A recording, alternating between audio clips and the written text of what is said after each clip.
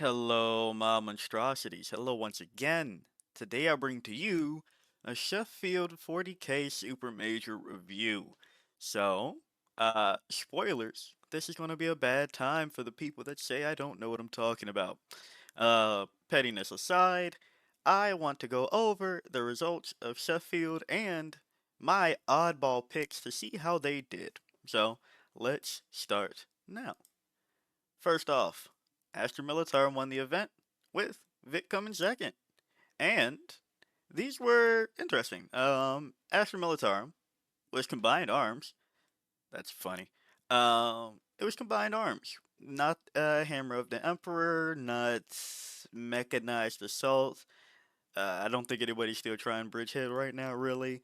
But yeah, it was interesting to see that combined arms came out on top again. Then we have Vic VJ's list over here, and it was Devoted If You Need, Fireside 40K. Go check out their podcast on YouTube and whatnot. Actually, I don't know if it's past YouTube, but yeah, go check out the podcast.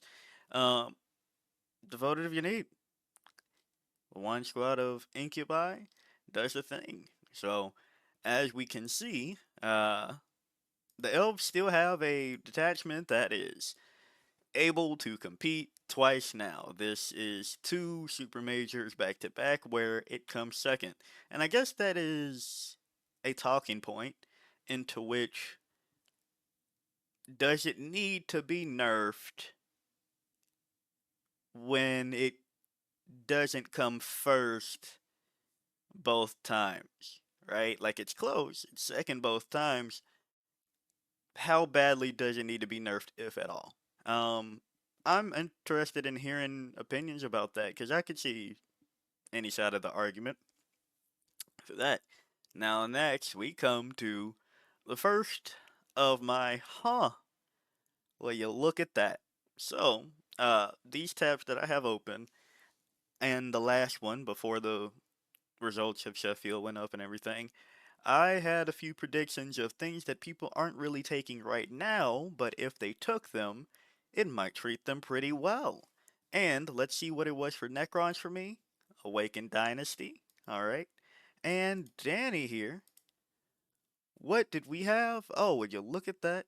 Awakened Dynasty. And funny, what's better than one Vault? Awakened Dynasty, apparently. That's hilarious. Yeah, was able to go X and 1 at Sheffield with Awakened Dynasty. Illuminor Ceres, Ematek, Orican, a Locust Lord, a Royal Warden, and triple Scorpic Lords. 20 Warriors, Crypto Thralls, Flayed Ones, Destroyers, Locust Heavy Destroyer, Squad, Locust Destroyers, Regular. Sorry, just two of those. Canoptic Reanimator, Doomsday Arc, and a Ghost Arc. You don't see the Ghost Arc like ever, but hey, if that's the play, that's pretty funny. So yeah, thanks Danny for showing the world I know what I'm kind of talking about. And just a little bit of spoiler, I'm going to go down here. Uh when I made reference to a name that we've seen before that pilots Awakened Dynasty and I didn't check if they did in the last video, if that's what they were bringing. Yeah, top 10. Andy, also Awakened Dynasty. So, apparently in this meta, Awakened Dynasty has play. I'm trying to tell you this. Um, is it the best? Ghost Arc again. Okay, so Ghost Arc's making a comeback. Never would have guessed that one. Um, but yeah, it's interesting. Do we think that Awakened Dynasty is does it beat X and 1 or is it forever X and 1? That's a toughie. I think that it had enough play to make top 8 and I was right. I don't know if it's missing anything. And one thing that I was saying in the pre Sheffield video is that you can do all the like leader thing, unit things, but it would help if you have a threat. A Catan is basically what I was going with. So it was kind of funny to that the vault was in the conversation, but it didn't make it to the list. Kept Doomsday Arc and Ghost Arc. Apparently, Ghost Arcs are doing it. You know, Locust, Heavy Destroyer's cool. And one Doomsday arc is interesting. 200 points. They are they don't feel as great anymore at 200 in my opinion. But hey, there you go, Danny. Congrats. Next we go over to Grey Knights, and we finally have Grey Knights like showing up. I guess. They've been at the events, but Warpbane Task Force. A lot of us were like, "This is correct, right? Like this is correct," and it wasn't doing crack things. Now, you know, only one armature is interesting. It also stands to reason like where does the build go? Because this is one thing that I kinda like, and the fact that it's not three grandmasters. Yeah, it is still two, um, and it's two Nemesis Dread Knights here, but that's not the entire list. When the detachment is asking you to bring infantry, like that's been one of my gripes looking at some of the Warpbane Task Force lists that we've been looking at or that have been popping up is that yeah, I get it. That's a good unit overall, but why are you playing this detachment if that's what you're going to do, right? Um, Not everything is built for everything. Tank busters are really good, but do you play that in Green Tide? Maybe one or two, but I don't think you take a. Basically, that's what I'm saying, right? Too many times we've seen people take a standard list and move detachments and then just say, "Hey, it'll work out." You're like, no, you gotta try to build for the detachment at least. So I'm glad that we've seen this pivot to less of that a little bit. Also, one thing that was blowing my mind for a bit, we weren't seeing purifier squads, and I know that they aren't amazing, but they do directly help you play the game. So to not have any purifiers and only have like strike squads and what's the other unit? There's like one other unit, paladin squads, something. I can't remember Grey Knights right now. Um, yeah, so it's kind of like, what are we doing here? So I think that Marcus might have found the first step to Warpbane Task Force actually being figured out after all of this time. Like to see it. Next we go to another of, huh? Well, you look at that. We have Tau. I have a Tau tab. What did I say for Tau? Kroot hunting pack, right? Right? No, Kroot. Da da da da da da da da da da. Well, you look at that. Kroot hunting pack. I laughed at the name. I don't think I'm gonna repeat that because YouTube might be mad at me for a second. But yeah, Kroot hunting pack. I guess I should explain kind of why again, in case you don't feel like going back to that video as to why I said some of these picks. But real briefly, for the ones that we have a hit so far, Awakened Dynasty, bodies, and you have things to do if you get shot, whether that be regenerate or shoot them back. Tal, bodies, defenses versus all the range shooting that's going on, scoring, good strats, good detachment rule that you then have better output as well. So, if everything's going to be shooting, and not in the one gun shoots really hard way where we saw for the DDAs, and mind you that well we saw for the DDAs, right? Okay, Star Shatter. I'm going to leave it there, where people were bringing triple DDA and uh, other like big heavy things, right? Where funny enough, Hammer of Emperor wasn't out yet, so I guess that doesn't apply. Things of that nature. When it's a volume of shots, you need to have a volume of bodies, and preferably ones that either can take the shots better or do something when they get shot. That's where we're going for that. So, Ross, thank you for being another one to show, huh, I might know a little bit about this thing. We have Josh Roberts with Blood Angels, Lag, Okay. Mephiston. Impulsors. Jump packs. Ballistic Dreadnoughts. Blade Guard Vets and Cursor Squad, Scout Squad, Stern Guard Vet, Vanguard Vet Squad with jump packs. Now I gotta admit, this one does catch me a bit off guard. BA list Sheffield. How do I don't think I would have given Blood Angels really the time of day, purely because it it's faster than other things, right? But I wouldn't have imagined that it would have play into some of the things, especially like devoted of your need. I figured that would be tough for Blood Angels. But hey, as we can see with Josh, there might have been play there. And also I wonder how much comes into it with layouts. If there was enough cover for Blood Angels and things of the sorts to have that activation. But that's the only real straight up melee we've seen, so maybe Josh is just diffy. Then we have Greg, Legs of Votan. Which one is this? Oathband, Votan new, fair enough. Call, Einhard Champs, Hearthkin Warrior Sagittars, Berserks, Hearthguard, a single land fortress. Pioneers and Jaegers. Okay. Hmm. Double Sagittars.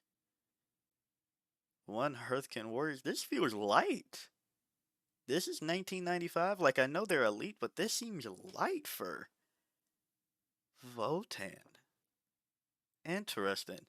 How did they handle everything, really? I do. I think this unit is, like, kind of really good. Not gonna lie. Um, but yeah. Real light on, like, I get it, they're light, but what am I guess, I don't know, it feels lighter for a Votan list than I would expect. There's not triple land for it in a way. There's not quadruple to sextuple Sagittars. Um, okay. There's only one squad of Jaegers. I mean, I guess that's standard. Pioneers. Hearthguard. Alright. So it looks like the new Oath Band, or I guess the same Oath Band. Yeah, how are we describing this? Literally, it's just Votan, except half of Oath Band got moved into the army rule. So I guess nothing changed with Oath Band, really. Uh, yeah, I guess nothing really changed. So okay, Votan might have play. I guess that's the takeaway. Yeah. That's Greg, and then we go on to Nate. Let's see it here. Shield host Custodes. So Lions of the Emperor does seem weird.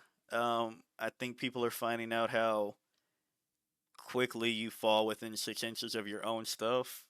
Take that from a Tyranid player. Managing synapse.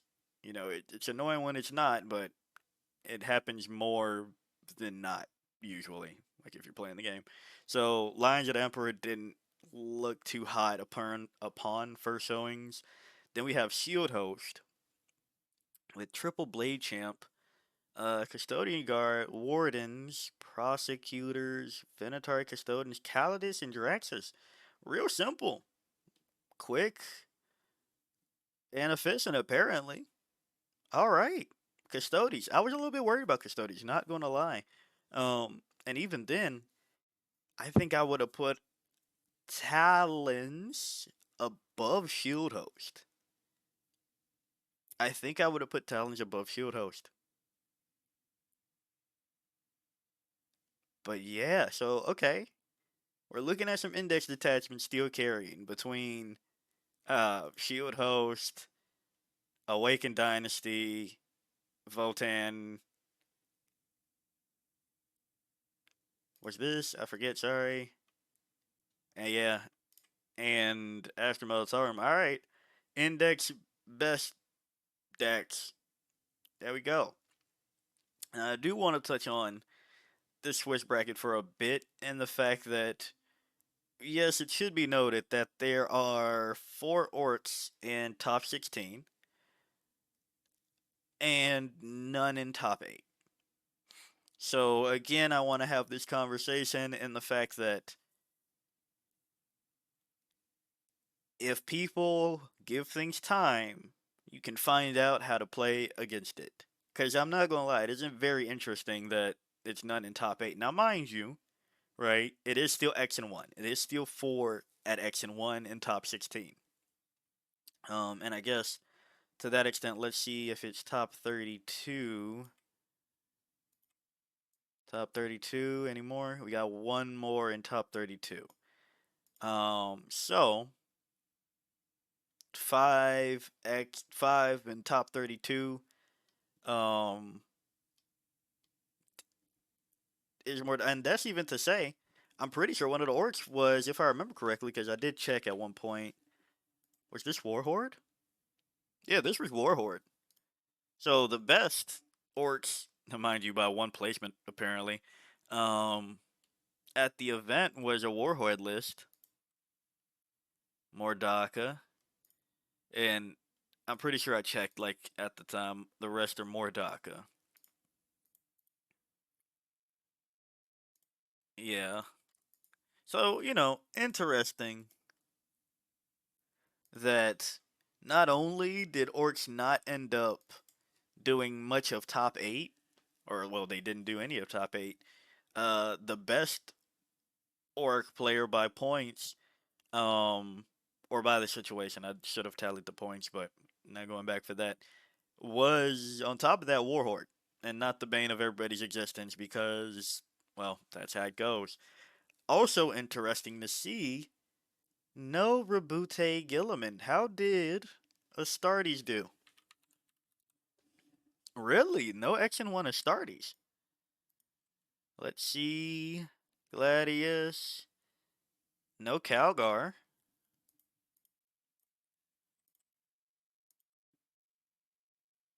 No Calgar. Okay, so hold on.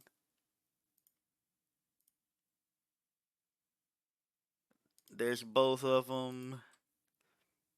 All right. We're not going to be here all day. Okay, hold on. Where's that? That was Astartes, Stormlance. Hey, shout out to you, Jack. We tried that. Imperial Fist. All right. You know what? Interesting. I'm glad people like tried some other stuff on top of that. So, interesting. Didn't see a lot of Rabute Gilliman and Calgar at the event, so I wonder if that plays into it, right? Well, obviously it plays into it, but if there was more of that at the event, would we have seen exactly a repeat of last week at Adepticon, where you have Gilliman and Calgar and then Yvrain and the Incarn? Would we have seen that again? Interesting, weird to say. But yeah, Astra Militarum, I checked. I didn't see too much Siege Regiment. I think there might have been one, but I'm not going back through that. None of the sisters. Oh, I guess I should click up on this because this goes back to the old video. So, my weird picks, if people brought them, were Siege Regiment. I didn't see Siege Regiment. Um, I gotta admit, I stopped checking about like halfway for the guard list though. So it could be in there. There was 3 sisters players, if I remember correctly, and none of them brought Army of Faith. This one was interesting. So World Eaters with Vessels of Wrath was my call. And it was like every second for these two. Like half of the top 4 or whatever um, brought it. So this was Berserker, right? And then this was Vessels. This was Berserker. And this was Vessels. So it's kind of funny that, went tit for tat, tick for tack, um, in the sense that, well, World Eaters players, I guess the conversation needs to be had amongst your group. Is Vessels really that bad? Is Berserker Warband really that good? Right? Like, seems equally as playable for that situation. That's kind of funny. Let's see. I believe everybody else brought Berserker after this, though. Dun, dun, dun. Yeah, like the rest was. Yeah, we're not going up. There was more World Eaters players than Astartes. That's interesting. Interesting. Death Guard, my pick was Flyblown Host, and surprising nobody, absolutely nobody brought it. I will say there was a name that I didn't know was attending the event that if I were to imagine a Death Guard player bringing it, it would have been them, and they didn't bring it, so I guess the hope is lost on people actually bringing Flyblown Host to a super major to see how it performs. Um, I don't know, I guess I should have checked the last three too to see if anybody brought them, but for this one, there wasn't that, and we already talked about my calls on the Xeno side. So, yeah, nah, nah, nah, nah, I know something. Genuinely though, it's fun to do these little niche picks. If there was to be somebody bringing them, how would they perform? And I'd say that, well, out of the ones that people brought, actually, let's go back. Let's go back. Let's see if I can find a Siege Regiment list. Did anybody bring it whatsoever? Combined arms. Let's start. Team.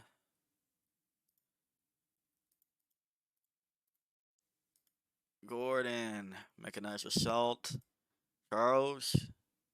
Combined. Alex. Hammer. James. Hammer. Mark. Hammer. Nathan. Siege. Okay. We have one Siege player. Nathan. Okay. Am I just off my rocker on that one? Hammer. Hammer. Hammer. Recon. Interesting. Okay, so there was one siege element, siege regiment. Sorry, um, didn't take it all home. So that's a score against me. Nobody brought it. Did well enough to the people that brought it. Nobody brought it. Na na na na na na na na. So hey, I'm not saying that I know everything, but I'm just saying apparently I know enough. So take that. Jokes aside, though, I'm excited for what this means for the meta. Once people stop and try, uh, there's options. And furthermore, um, it does need to go into the conversation of what is ban worthy, what's immediate patch worthy, all of these things. Where this is now the third week. That first week, Orcs did take a lot, right? But now that we've had more than 2 weeks to play it, it's not top eight because people know how to play against it now, or at least enough, right?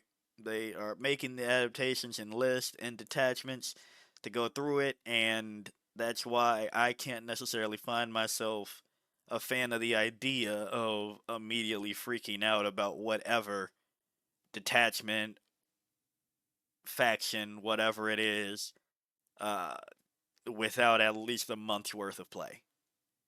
Now, is it to say that if it bullies the mid to low tables absolutely hard, it shouldn't be considered because it's not doing at the top tables? No, that's not what I'm trying to say on that one either. But it is a conversation to be had. Like, you always have to think about, well, if it doesn't perform in the average person's hand well, but it can't or it, I guess in this case it'd be the opposite. If in versus the average person, it might be a bit of a problem. Versus anybody that has practiced it, it's not a problem. How do you adjust the game for that, right?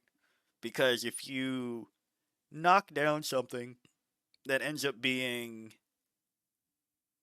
just going to be egregious here and throw it out, knock down something that is like middling at best. I still don't really agree that Bridgehead should have been hit as hard as it did because yeah, a lot of people were playing it, but it wasn't necessarily getting as many wins. Like that on that tail end, that first few weekends or whatever, yeah, it was kind of annoying. But after they fixed the data sheets of the Aquilons, it wasn't as Aquilons. It wasn't as bad, really. So I just hope that we give things a second to figure out how good or bad it is.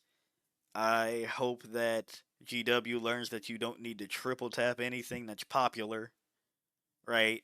Like they didn't triple tap Yanari. And it should be said that, you don't triple tap Yanari and it came second at a super major two weekends in a row. It didn't win both of them. And if we're being honest, there's no second. There's no second. Actually, let's pull that up. We know that Vic is an Eldari player. So, has his faction. You have a faction specialist that was able to take it there.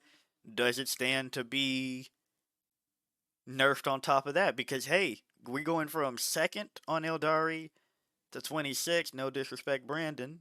Congrats on the placement, X and 1.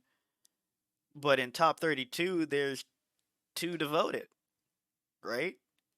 So, do you judge things based on the highs?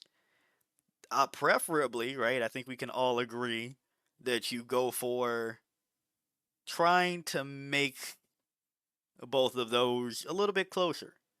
You find out what top players can do with the detachment and see why into other top players it does or doesn't work. And then you find out what's happening at the all of us players that don't have, you know, Vic skill, right? I'm not.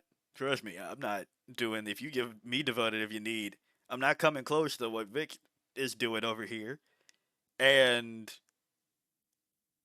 but now there is a small chance that I might beat my friend, and maybe some people at the local game store who goes, "What does that do?" And I go, "I don't really know. I just know that I get to punch you after you shoot me, but it's not a blood surge. I promise." Like I don't know. So with those type of gaps, how do you address it? And I hope that GW gets better at addressing things like that.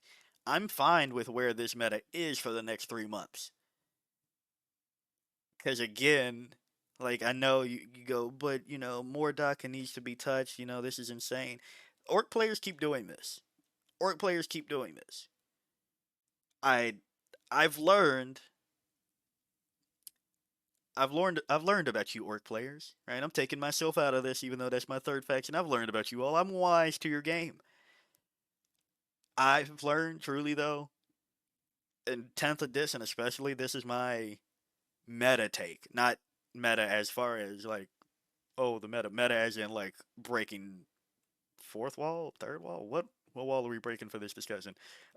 Psychological barriers. It's so funny that I think you all might actually be kind of the lore aspect of orcs. I know there's discussion of if it's true that if they think that they can manage it or whatever, but truly, if orc players feel that they aren't hot one week, the whole faction disappears on the fucking meta Monday. It's like, oh, the orcs, every faction is 12 to 36%. It's terrible. And then next week, you go, hey, Tank Buster's released. guess what? Bully Boys top, Dread Mob top, and you go, yes, because the Tank Busters. Then you look at the list, it's like, no, Tank Busters aren't in there. Actually, nothing happened to the other detachments, like at all. So what happened here? Um, and that's the same way that I view it with Mordaka. Like, oh, Mordaka is kicking everybody's tail, but no, that first weekend, Orcs in all of their factions started kicking tail. Green Tide had like 70%.